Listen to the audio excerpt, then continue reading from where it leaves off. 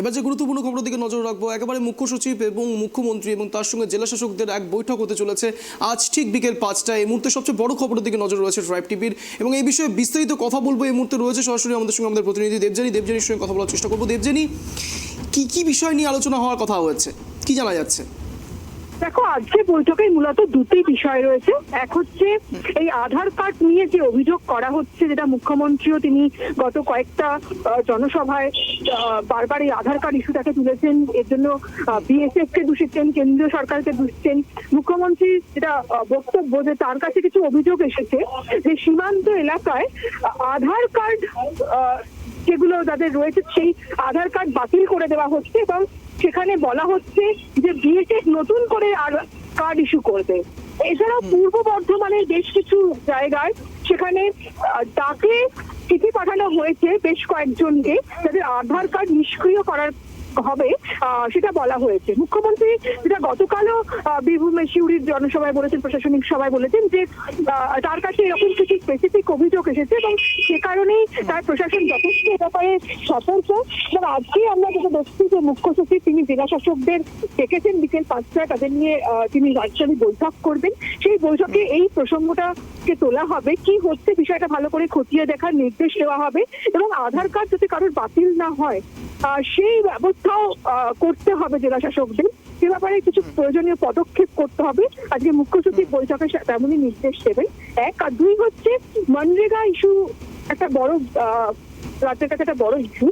তুমি জানো যে অনেকদিন ধরে কেন্দ্রীয় সরকার রাজ্যের বকেয়া পাওনা টাকা আটকে রেখেছে, এমনই অভিযোগ করছে শাসকদল, এবং এটা নিয়ে তারা লাগাতার আন্দোলন, ধর্ণা কর্মসূচিও নিয়েছে। এবং মমতা বন্দ্যোপাধ্যায় একটা বড় ঘোষণাও করেছেন লোকসভা নির্বাচনের আগে, যে সমস্ত জব কার্ড হোল্ডাররা যাদের টাকা বকেয়া রয়েছে তাদের টাকা রাজ্য সরকার দেবে এই 1 মার্চ, এবং যাদের আবাস যোজনা যাদের নাম রয়েছে তাদেরও ঘর দেওয়া হবে।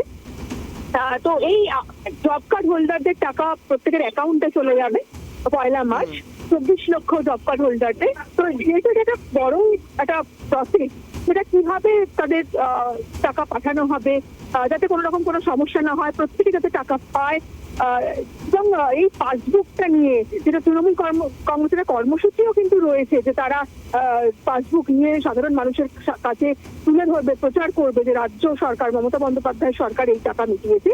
তো এই তাতে এই যে সরকার যে টাকাটা মিটিয়ে দেবে, তাতে কোথাও যাচ্ছে না কোনো ত্রুটি হয় বা সবকিছু সুষ্ঠুভাবে হয়, তার জন্য আজকে জেলা শাসকদের নিয়ে মুখ্য সচিব বৈঠক করছে।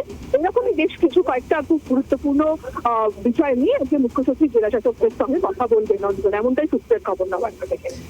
বেশ দেবযানী, নজর রাখো, আমাদের নজর থাকবে একেবারে এই বৈঠকের দিকে ঠিক বিকেল 5টায়। আর কি বিষয় নিয়ে আলোচনা চলছে আপনাদেরকে একেবারে লাইভ টেলিকাস্ট করে দেখাবে ট্রাইব টিভি, এবং নজর রাখতে হবে ট্রাইব টিভির পর্দায় এই গুরুত্বপূর্ণ বৈঠক থেকে আর কি বেরিয়ে আসছে। যদিও বা আপনাদের কিছুক্ষণ আগে আমরা দেখিয়েছিলাম একেবারে সাংবাদিক বৈঠক করছিলেন সুকান্ত মজুমদার, এবং সেখানে তিনি বরাবর একটা কথা বলে দিয়েছেন যে আজ রাত্রি 12টার পর থেকে কিন্তু এই আধার কার্ড যে সমস্যা তৈরি হয়েছে তার সমাধান হবে, এমনটাই দাবি করেছেন সুকান্ত মজুমদার, বিজেপি রাজ্য সভাপতি। কিন্তু প্রশ্ন উঠছে, এই আধার কার্ড ইস্যু নিয়ে হঠাৎ করে এত জনসমাগম কেন বাড়ছে, এত পরিমাণে কেন কিউরিওসিটি বাড়ছে, এত পরিমাণে বারবার করে কেন সমস্যা তৈরি হচ্ছে?